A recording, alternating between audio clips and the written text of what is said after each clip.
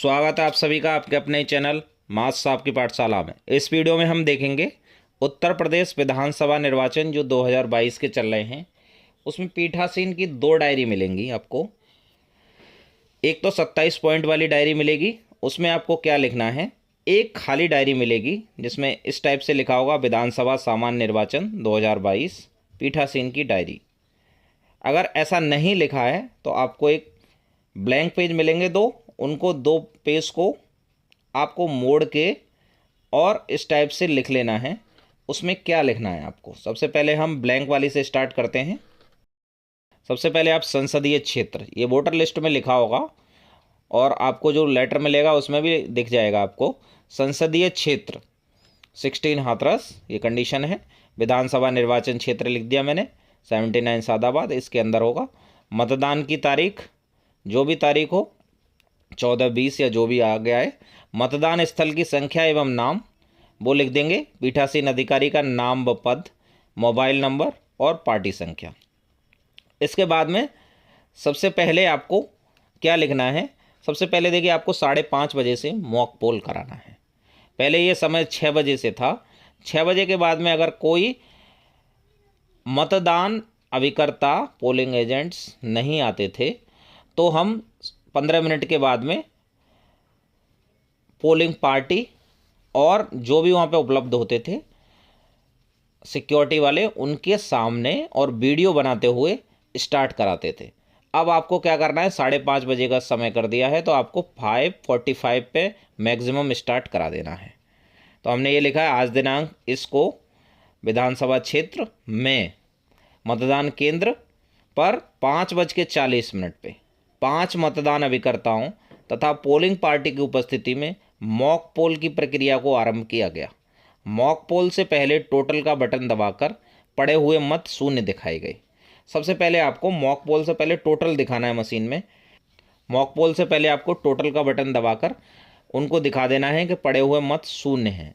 अगर पड़े हुए मत शून्य नहीं है, ऐसे वैसे कंडीशन होगी नहीं, अगर नहीं है पड़े हुए मत शून्य तो आपको CRC क्लोज रिजल्ट और क्लियर का बटन दबाना है। उसके बाद में टोटल दिखाएंगे तो वो शून्य हो जाएंगे। मॉक पोल में 8 प्रत्याशियों 7 प्रत्याशी हैं, उसमें एक नोटा है, ये कंडीशन है। को कुल 50 वोट डाले गए, सभी 58 पर्चियों, देखिए 50 वोट डाले हैं तो 8 पर्ची एक्स्ट्रा निकलेंगी।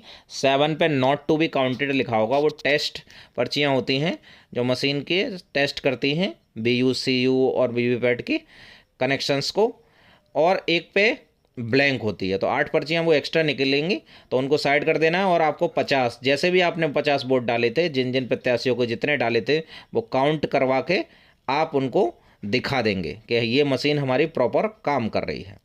मतों के अनुसार क्लोज करना है, आपको रिजल्ट करना है। रिजल्ट दिखाने के बाद में संख्या का मिलान किया और सही पाया गया।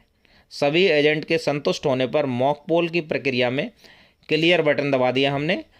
उसके बाद में CU व VVPAT की सीलिंग प्रक्रिया की गई तथा सभी सील के क्रमांक एजेंट्स को नोट करवाए गए तथा मॉक पोल सर्टिफिकेट भरा व साइन कराए तथा पर्ची को भी साइन करा के सफ़ेद बॉक्स में सील कर दिया और उस पर पिंक पेपर सील लगा दी।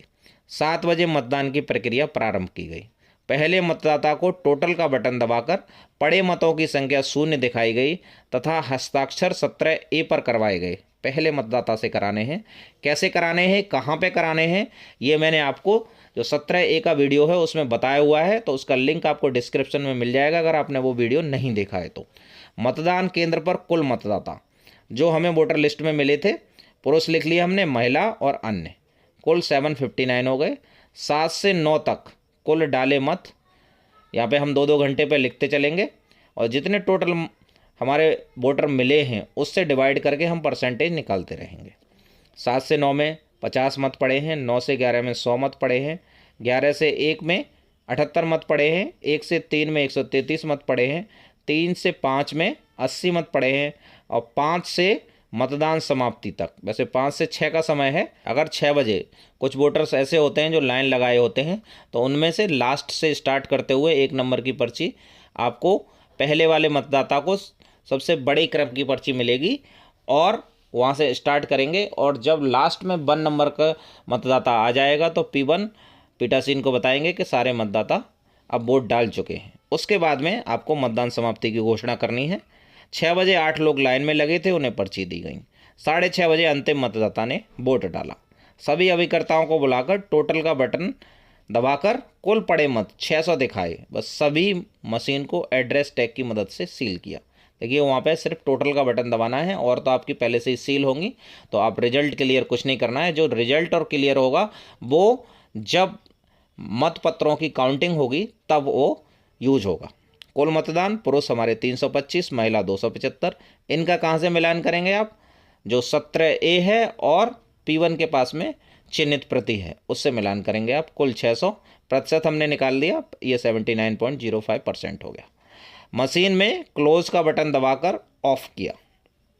अब मशीन को ऑफ कर दिया हमने और सारे सील कर दिए। मतपत्र लेखा की एक प्रति सभी एजेंटों को प्रदान की गई। मतदान निष्पक्ष एवं शांतिपूर्ण ढंग से संपन्न हुआ। ये लिखना बहुत जरूरी है। दिनांक लिख दिया, समय लिख दिया हमने, पीठासीन के हस्ताक्षर और नाम और पद। अब दूसरी डायरी है 27 पॉइंट्स की, उसमें क्या भरना है आपको? निर्वाचन क्षेत्र का नाम या विधानसभा का क्षेत्र का नाम भर देंगे और उसकी संख्या भर देंगे। मतदान की तारीख भर देंगे। मतदान स्थल की संख्या एवं नाम भर दिया हमने। मतदान स्थल निम्नांकित में से कहाँ स्थित है? शासकीय में गवर्नमेंट स्कूल होगा तो शासकीय कर देंगे, या गवर्नमेंट जो भी चीज़ होगी तो शासकीय करेंगे। अर्धशासकीय है तो जैसे इंटर कॉलेज वगैरह अर्धशासकीय होते हैं तो वो उसमें अर्धशासकीय कर देंगे। निजी भवन में है तो निजी भवन, अस्थायी संरचना तो अस्थायी संरचना कर देंगे। स्थानीय रूप से भर्ती किए गए मतदान अधिकारियों की संख्या यदि कोई हो तो वैसे होती नहीं है ये, अगर कोई होगी तो आप लिखेंगे, नहीं तो लागू नहीं है कर देंगे। मतदान मशीन EVM उपयोग में लाई गई कंट्रोल यूनिट की संख्या यूजली एक ही होती है तो आप एक लिखेंगे। अगर बाई चांस आपने कोई दूसरी यूज की है, BU अगर मान लीजिए 16 से ज़्यादा हैं आपके उसमें कैंडिडेट्स जो लड़ रहे हैं वहाँ से, तो 2 BU यूज होंगे तो आप उसमें 2 लिख देंगे। या बीच में कभी बदलने की आवश्यकता पड़ी है या कुछ गड़बड़ हो गई है, उसमें कोई एरर आ गई है तो उसके अनुसार आप लिख देंगे और उनकी क्रम संख्याएँ भी लिखेंगे। ये सारी क्रम संख्याएँ मशीन्स पर लिखी होंगी। CU हमने 1 लिख दिया, उसकी क्रम संख्या हो गई। BU 1 लिख दिया, उसकी क्रम संख्या हो गई। उपयोग में लाई गई पेपर सील, जो पेपर सील A और B जिस पे लिखा होता है, जो हमने CU पे लगाई है, कंट्रोल यूनिट पे लगाई है, उसकी संख्या लिख देंगे और उपयोग में लाई गई पेपर सील की क्रम संख्या लिख देंगे। पर यहाँ पे देखिए वो नहीं पूछ रहा है, जो आपकी बची हैं तो बची हुई लिखने की आवश्यकता नहीं है। प्रदाय किए गए विशेष टैग की संख्या 2, उनकी ये क्रम संख्याएँ हैं, उसमें से हमने उपयोग में लाए गए विशेष टैग की संख्या 1 यूज कर लिया और उपयोग में लाए गए विशेष टैग की क्रम संख्या लिख दी हमने। उपयोग में न लाए गए विशेष टैग की क्रम संख्या यहाँ पे लिख दी हमने। जो हमारा क्लोज का बटन होता है वहाँ पे हमें विशेष टैग, जो स्पेशल टैग है, उसको यूज करना है। देखिए पहले स्ट्रिप सील भी आती थी, अब स्ट्रिप सील्स नहीं है तो इसमें लागू नहीं है लिख देंगे। अगर स्ट्रिप सील बताते हैं वो कि स्ट्रिप सील से भी अगर उसको सील करना है या पिंक पेपर सील से सील करना है तब इसमें आप डिटेल भरेंगे। जिन मतदान केंद्रों में वीवीपैट का उपयोग हुआ है उन पर लागू सिस्टम, तो वीवीपैट सभी जगह यूज हो रहे हैं। उपयोग किए गए प्रिंटर की संख्या, प्रिंटर मतलब वीवीपैट, उसमें एक प्रिंटर यूज होगा यूजली, तो प्रिंटर की क्रम संख्या भी भर देनी है। ऐसे अभ्यर्थियों की संख्या जिन्होंने मतदान केंद्र पर मतदान अभिकर्ता नियुक्त किए हैं, ऐसे अभ्यर्थियों की संख्या, ऐसे आप मान लीजिए 4 अभ्यर्थी हैं जिन्होंने नियुक्त किए हैं तो हमें 4 हमारे एजेंट लिख दिए हमने। मतदान के प्रारंभ में उपस्थित मतदान अभिकर्ताओं की संख्या, देखिए मतदान अभिकर्ता 5 क्यों हैं जब हमने 4 नियुक्त किए?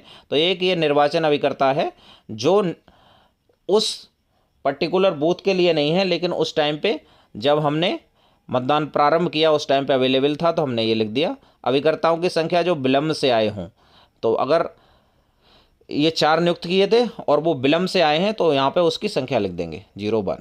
मतदान के समाप्ति पर उपस्थित मतदान अभिकर्ताओं की संख्या, तो हमारे 4 के 4 उपस्थित थे तो हमने ये 4 लिख दिए।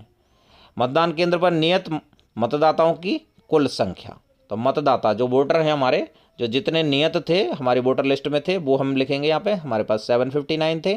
निर्वाचक नामावली की चिन्हित प्रति के अनुसार मत देने के लिए अनुज्ञात किए गए निर्वाचकों की संख्या 603 हमने लिखी है। ये 603 P1 ने मार्क किए हैं। जो पुरुष मतदाता है उसके कॉलम में एक तिरछी रेड कलर की रेखा खींची है और जो महिला मतदाता है उसमें तिरछी रेखा भी खींचनी है और जो उसका क्रमांक होगा उस पर गोला भी करना है। ऐसे निर्वाचकों की संख्या जिन्होंने वास्तव में मतदाताओं के रजिस्टर प्रारूप 17A के अनुसार मत दिया है। P2 के पास में गए और उन्होंने वहाँ पर रजिस्टर एंट्री हुई। अब कुछ ऐसे मतदाता होंगे जिन्होंने वोट नहीं दिए होंगे या जिन्होंने साइन करने से मना कर दिया, तो उनकी संख्या 3 है। यहाँ पे लिखा है मतदाताओं की संख्या जिन्होंने मत न देने का निश्चय किया है यदि कोई है तो 3 है उनकी संख्या।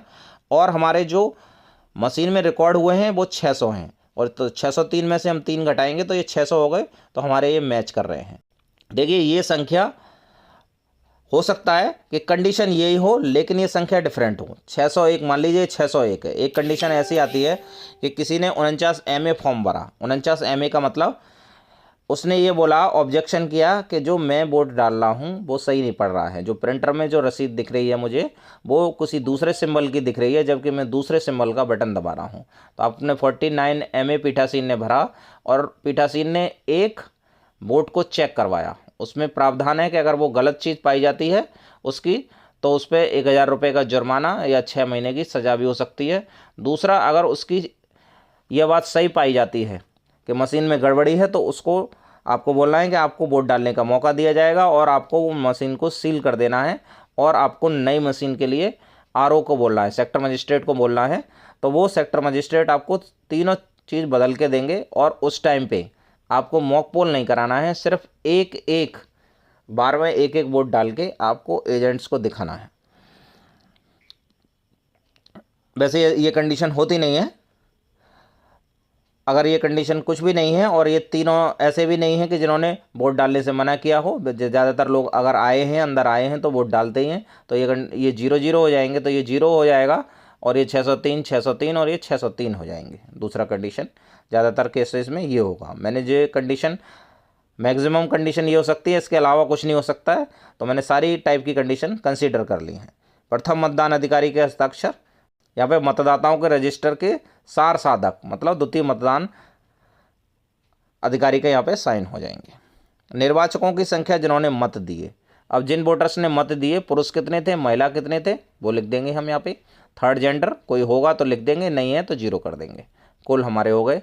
चुनौती युक्त चैलेंज मत किए और जो स्वीकार कर लिए, किसी का चैलेंज स्वीकार हो गया, सही पाया गया चैलेंज, तो उसको हम 2 रुपये लौटा देंगे। और अस्वीकृत, जो चैलेंज सही नहीं पाए गए, वो 1 है तो उससे हमने 2 रुपये ले लिए हैं, तो जब्त की गई धनराशि 2 हो गई।